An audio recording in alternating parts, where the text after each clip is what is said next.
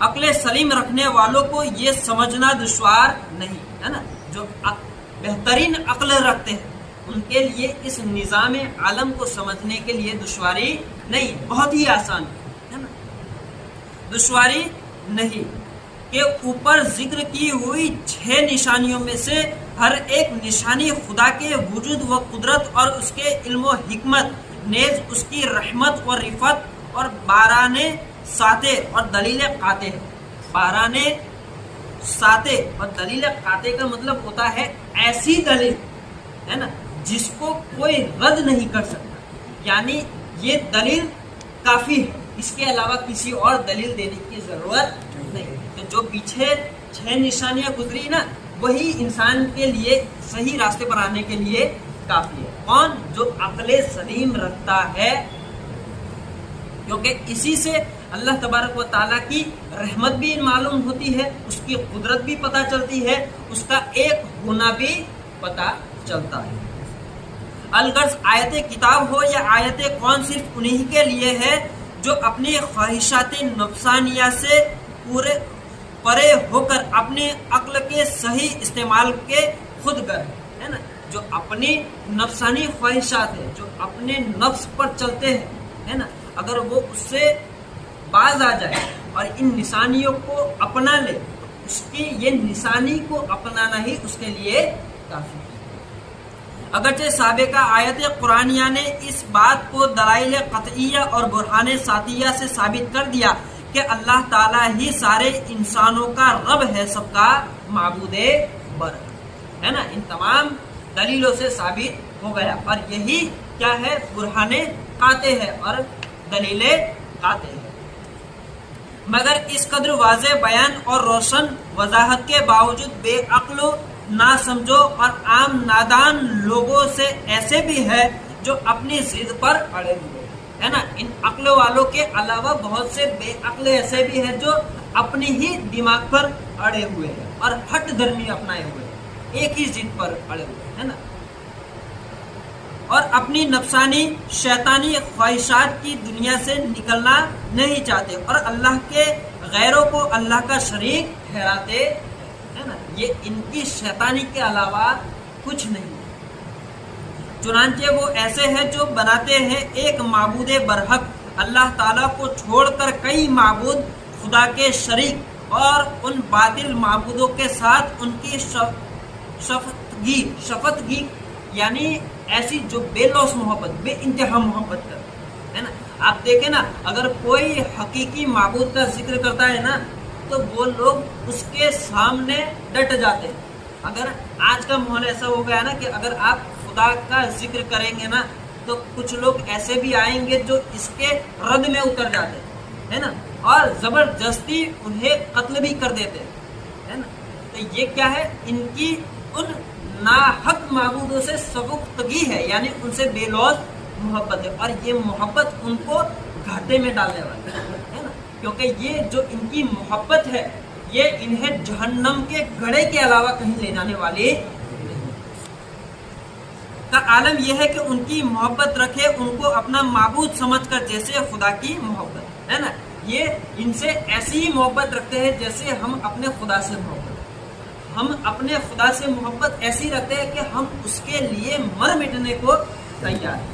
لیکن کچھ لوگ ایسے بھی ہیں جو بے وجہ، جو اپنے ہاتھوں سے بنائے ہوئے ہیں، ان سے ایسی محبت کرتے ہیں، اور اپنے معبود سمجھ کر جو ایمان لا چکے ہیں رب کے محبوب صلی اللہ علیہ وسلم کو دل و جان سے مان کر باپ، بیٹے، عزیز و اقارب، الغرض سارے لوگوں سے زیادہ بلکہ اپنی جان سے بھی زیادہ محبوب رکھتے ہیں ہے نا۔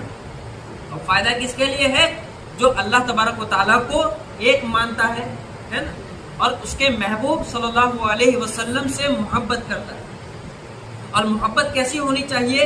کہ کامل ایمان والی، جیسی جو رسول اللہ صلی اللہ علیہ وسلم نے فرمایا کہ لا یؤمن احدکم حتی اکون احب الیہ من والدہ و ولدہ والناس اجمعین، یعنی تم میں سے کوئی اس وقت تک مومن نہیں ہو سکتا جب تک کہ وہ مجھ سے اپنے ماں باپ، اپنے بیٹوں، اپنے مالوں اور تمام اقارب سے زیادہ مجھ سے محبت نہ کرے۔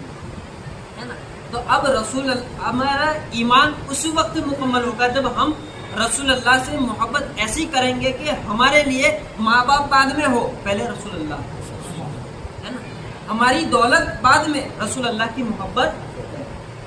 اگر کہیں ایسا ہے کہ ہمیں رسول اللہ کے نام پر اپنی دولت کو لٹانا ہے، اب ہم اس کو لٹا دیں گے، تو یہ ہمارا کامل ایمان ہے۔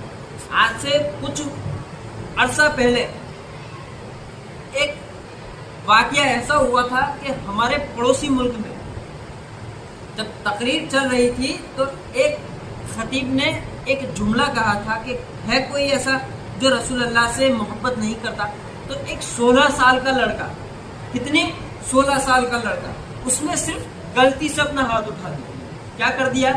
غلطی سے اپنا ہاتھ اٹھا دیا۔ اب جب اس نے ہاتھ اٹھا دیا تو جب اسے پتا چلا کہ میں نے جو ہاتھ اٹھایا ہے یہ رسول اللہ کی محبت کے خلاف ہے نا، تو اس بچے کو یہ گوارا نہیں ہوا اور اس کے عشق کو بھی یہ پسند نہیں آیا۔ اس نے کیا کیا؟ اپنے ہاتھ کو خود کاٹ دیا۔ کیا کیا؟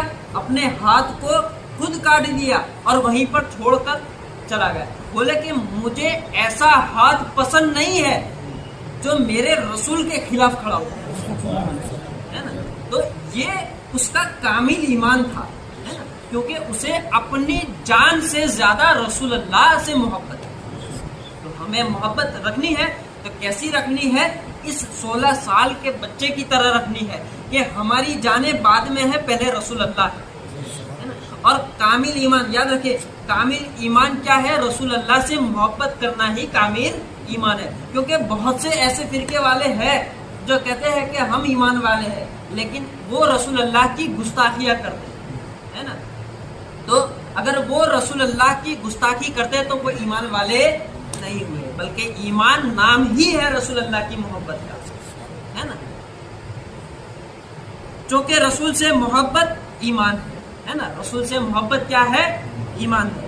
رسول سے محبت ایمان ہے اور آپ کی احبیت یہ اس میں تفضیل کہا جاتا ہے نا۔ جیسے ایک ہوتا ہے اچھا اور ایک ہوتا ہے سب سے اچھا، تو ایک ہے محبت اور ایک ہے احبیت، یعنی محبت تو ہے لیکن سب سے زیادہ محبت ہے نا۔ چونکہ رسول سے محبت ایمان ہے اور آپ کی احبیت یعنی سب سے بڑھ کر محبت رسول اللہ سے، یہ کمال ایمان ہے۔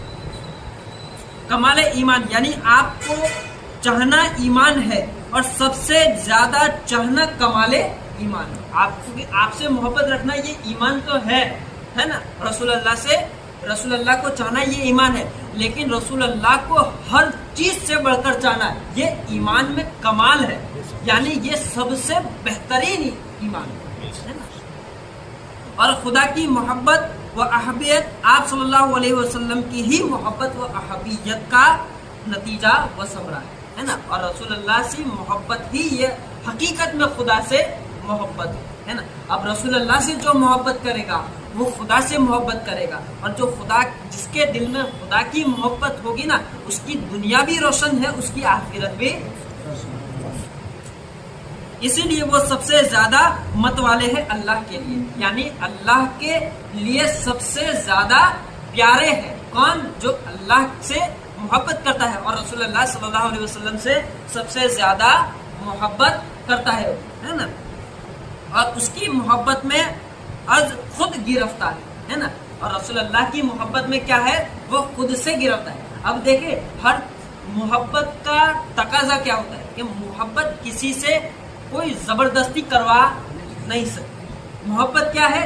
دل سے ہے نا، اور یہ دل ہی ہے جو محبت میں خود بخود گرفتار ہوتا ہے نا۔ تو یہ رسول اللہ سے جو محبت ہے ہماری، یہ کسی کے کہنے سے نہیں ہے یا کسی کے زور زبردستی کرنے سے نہیں ہے، بلکہ یہ ہماری دلی آرزو ہے، یہ ہماری دل کی کیفیت ہے، یہ ہمارے دل کا چین سکون ہے۔ کیا؟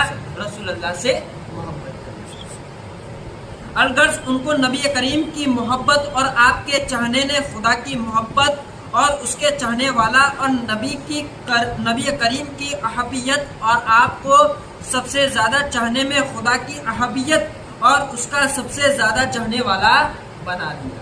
اس کو بندے کو رسول اللہ کا سب سے زیادہ چاہنے والا بنا دیا. اور رہ گئے غیر خدا کو خدا کے شریک قرار دینے والے.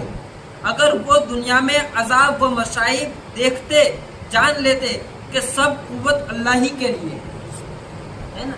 اب کس کی بات ہو رہی ہے؟ وہ لوگ جنہوں نے اپنے معبود حقیقی کو چھوڑ دیا اور باطلانہ خدا کو اپنا معبود بنا دیا ہے نا. اب اگر وہ یقینی طور پر اپنی آنکھوں سے دیکھ لیتے نا کہ خدا کا عذاب کیسا ہے، اس کی پکڑ کتنی سخت ہے، تو یہ لوگ یہ جرات کبھی نہ کرتے. اور اللہ سخت عذاب دینے والا ہے تو اللہ کے لیے شریک نہ بناتے. یوں ہی اگر یہ قیامت کا عذاب دیکھ لیں گے تو اتنا تو سمجھ ہی لیں گے کہ تمام قدرت اللہ ہی کے لیے ہے نا. اب جب قیامت ہوگی اور قیامت میں جب یہ لوگ دیکھیں گے کہ خدا کی پکڑ کتنی سخت ہے، تب ان لوگوں کو اندازہ ہو جائے گا کہ حقیقی معنی میں معبود کون ہے. وہی ہستی ہے جس کو ہم جھٹلا رہے ہیں نا. اور بے شک اللہ سخت عذاب دینے والا ہے. یا اگر یہ دنیا ہی میں اس عذاب کو دیکھ لے جسے قیامت میں دیکھنا ہے تو اللہ کو تمام قوت و قدرت والا اور سخت عذاب دینے والا سمجھ لیتے اور اس کا اقرار کر لیتے. اسی طرح اگر مشرکین جان لیتے کہ تمام قدرت اللہ کو ہے، نہ ان کے خود ساختہ معبودوں کو ہے نا. اگر مشرکین جو شرک کرتے ہیں، خدا کے ساتھ کسی کو شریک کرتے ہیں، اگر وہ جان لیتے خدا کی قدرت کو اور اس کے عذاب کو، تو یہ لوگ یہ بھی حماقت نہ کرتے. اگر مشرکین جان لیتے کہ تمام قدرت اللہ کو ہے، نہ ان کے خود ساختہ یعنی خود کے بنائے ہوئے معبودوں کو، اور یہ بھی جان لیتے کہ ظالموں کو کس شدید عذاب سے دوچار ہونا پڑے گا، تو ان کی حسرت و ندامت کی انتہا نہ ہو ہے نا. یہ لوگ اپنے آپ پر جب شرمندہ ہوتے نا تو ان کی شرمندگی کی کوئی حد نہ رہتی. یا یہ کہ اگر ظالم اللہ کی قدرت اور اس کے عذاب کی شدت جان لیتے تو اللہ کے ساتھ کسی کو شریک نہ ٹھہراتے. یا یہ کہ قیامت کے دن کے عذاب کا مشاہدہ کرتے تو اس وقت جس عاجزی سے انہیں دوچار ہونا ہے، اگر اپنے اسی عاجزی کو سمجھ لیتے تو ضرور کہتے کہ تمام قدرت اللہ ہی کو ہے اور وہ سخت عذاب دینے والا ہے. یہ خود بخود اقرار کر لیتے کہ سب سے زیادہ طاقتور ایک ہی خدا ہے اور وہ وہی خدا ہے جس نے یہ تمام زمین و آسمان کو بنایا. یا یہ کہ ظالم دنیا ہی میں عذاب آخرت دیکھ لیتے تو ضرور جان لیتے کہ تمام قوت اللہ ہی کے لیے ہے. یا یہ کہ اگر ظالم اللہ کی قدرت اور اس کے عذاب کی شدت کو حقیقتاً جان لیتے تو خدا کا شریک بنانے کی نقصان سے بچ جاتے. یعنی یہ جو نقصان انہیں ملنے والا ہے، اگر یہ خدا کی قدرت کو جان لیتے، خدا کے عذاب کو جان لیتے، تو یہ جو نقصان انہیں ملنے والا ہے شاید وہ اس سے بچ جاتے. لیکن اب ان کے لیے کوئی ٹھکانہ نہیں ہے. اب ان کے لیے صرف ایک ہی چیز ہے کہ وہ خدا کو مان لے ہے نا، اس کے رسول پر ایمان لے اور اپنے کو خدائی گرفت سے بچا لیتے. مگر اب کیا فائدہ اگر دیکھ ہی لے اور اچھی طرح جان لے یہ ظالم غیر خدا کو خدا کا شریک ٹھہرا کر اپنے اوپر ظلم کرنے والے لوگ، اور وہ بھی اس وقت جبکہ دیکھیں گے خود اپنی کھلی آنکھوں سے خدا کے عذاب کو، اور پھر اچھی طرح جان لے کہ بلا شبہ زور قوت قدرت اللہ تعالیٰ کے لیے ہے سب ہے نا. جو سب سے زیادہ طاقتور ہے، جو سب سے زیادہ قدرت والا ہے، وہ صرف اللہ ہی تعالیٰ ہے سب کے سب. اور بے شک اللہ تعالیٰ کا عذاب سخت ہے جسے چھٹکارا نہیں ہے نا. اللہ تبارک و تعالیٰ اگر پکڑنے پر آتا ہے نا تو وہ نیکوں کو بھی پکڑ لیتا ہے اور چھوڑنے پر آئے تو گنہگاروں کو بھی معاف کر دیتا ہے. اس قدر رحمت والا ہے اور کرم والا، اور اسی قدر وہ انصاف کرنے والا ہے.